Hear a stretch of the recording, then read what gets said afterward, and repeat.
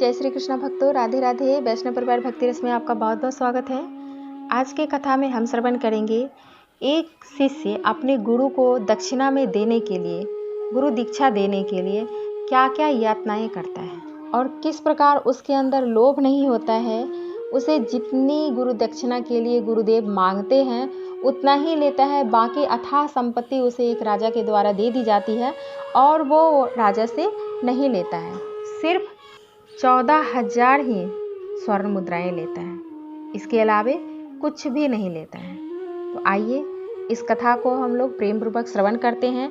और चैनल पे अगर आप न्यू है तो चैनल को प्लीज़ सब्सक्राइब कर लीजिएगा और वीडियो को अपने दोस्तों के साथ शेयर करना मत भूलिएगा। एक समय की बात है, गुरु कौशिक के एक वितर्त नाम के शिष्य थे। जब उनका दीक्षा काल समाप्त हुआ तब उन्होंने जाकर अपने गुरुदेव को प्रणाम किया। गुरुदेव ने कहा, तुम्हारी शिक्षा पूर्ण हुई, हमारा आशीर्वाद है, अब तुम जा। शिष्य ने हाथ जोड़कर विनम्र भाव से कहा, हे गुरुदेव, बिना गुरु दक्षिणा दिए शिष्य गुरु ऋण से मुक्त नहीं हो सकता। गुरुदेव ने कहा, तुम एक गरीब ब्राह्मण बालक हो, मुझे तुमसे गुरु दक्षिणा नहीं लेना चाहिए। परंतु शिष्य ने हठ पकड़ लिया कि बिना गुरु दक्षिणा दिए वह आश्रम नहीं छोड़ेगा।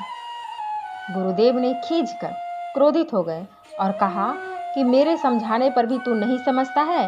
तूने मुझसे 14 प्रकार की विद्याएं सीखी हैं, तो मुझे गुरु दक्षिणा में 14,000 स्वर्ण मुद्राएं लाकर दो।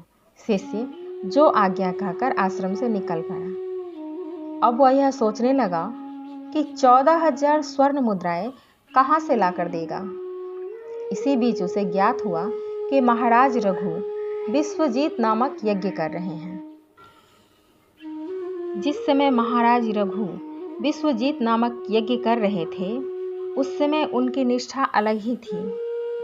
विश्वजीत, जैसा कि नाम से ही पता चल रहा है, ये यज्ञ उन लोगों के लिए है जो पूरे विश्व पर विजय पताका फहराना चाहते हैं। ऐसे बताते हैं, श्री राम के एक पूर्वज महाराज रघु ने अपने राज्य में इस यज्ञ का आयोजन किया था। महाराज रघु जब विश्वजीत यज्ञ कर रहे थे उस समय यज्ञ के परिसर में बनी हुई कुटिया में निवास करते थे, भूमि में शयन करते थे, मिट्टी के पात्र में जल पिया करते थे। उस बालक ने सोचा कि क्यों न उस यज्ञ में याचक बनकर जाकर महाराज रघु से 14,000 स्वर्ण मुद्राएं मांग लूं और गुरु ऋण चुका लूं। यज्ञ करते हैं और कोई भी ब्राह्मण आता है, जो भी वो दक्षिणा मांगते हैं उसे देना पड़ता है, तभी यज्ञ सफल होता है, नहीं तो असफल हो जाता है। यह सोचकर वह शिष्य महाराज रघु के विश्वजीत नामक यज्ञ स्थल की ओर चल पड़ा। विश्राम का समय था। महाराज रघु अपनी कुटिया में विश्राम कर रहे थे। सेवकों से संदेश भिजवाया। अनुमति मिलने पर महाराज रघु के सामने उपस्थित हुआ।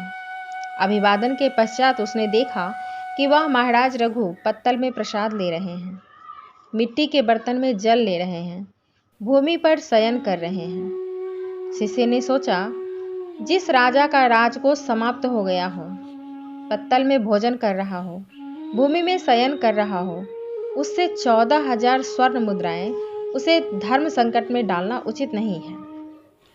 थोड़ी देर बैठने के पश्चात उसने महाराज रघु से जाने की अनुमति मांगी। महाराज रघु ने विनम्रता पूर्वक उस शिष्य से कहा, आपने अपने आने का प्रयोजन नहीं बताया।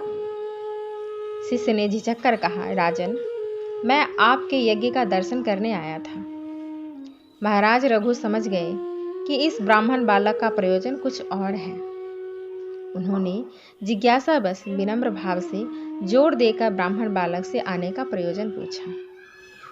अंत में सकुचाते हुए उसने बताया, गुरु दक्षिणा के लिए उसे 14,000 स्वर्ण मुद्राओं की आवश्यकता है और वह उसी हेतु यहाँ आया था। परंतु आपकी दशा को देखकर वह आपको धर्म संकट में नहीं डालना चाहता। महाराज रघु ने कहा, आज रात्रि में विश्राम करो, कल प्रातः चले जाना। सेवकों को उस ब्राह्मण बालक ने विश्राम की व्यवस्था करने का निर्देश दिया। अपने सचिव को सेवकों को बुलाकर महाराज रघु ने निर्देशित किया कि आज रात्रि में मेरे विश्राम स्थल पर मेरा धनुष और बाण लाकर रख दिया जाए।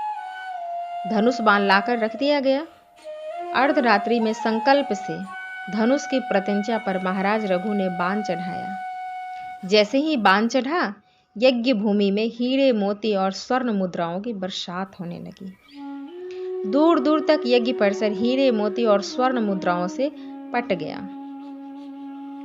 प्रातः उस ब्राह्मण बालक को बुलाकर संस्कृति के उपासक एवं साधक में संपत्ति की दृष्टि करवाने का प्रबल सामर्थ्य होता है। ऐसे ही व्यक्ति संस्कृति का श्रृंगार करते हैं, इतिहास रचते हैं और गढ़ते हैं। प्रातः उस बालक को बुला करके पूरी स्वर्ण मुद्राओं को ले जाने के लिए कहा। ब्राह्मण बालक ने कहा, वह 14,000 से एक भी अधिक नहीं लेगा। महाराज रघु ने शिष्य की ओर देखकर कहा, धन्य हो। ब्राह्मण बालक ने अत्यंत विनम्र भाव से कहा, आप धन्य हैं, और इस विश्वजीत नामक यज्ञ के दर्शन एवं प्रभाव से मैं धन्य हो गया।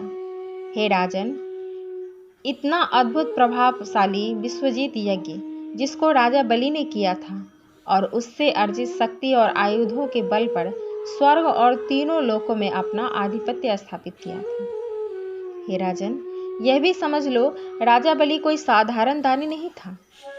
इस कथा से हम इतना ही समझते हैं कि मन में अगर लालच नहीं हो तो हमें सब कुछ मिल जाता है, हर चीज़ हमें प्राप्त हो जाती है। आपको इस कहानी से क्या सीख मिली, हमें कमेंट करके ज़रूर बताइएगा। मिलते हैं नेक्स्ट वीडियो में, तब तक के लिए जय श्री कृष्णा, राधे राधे।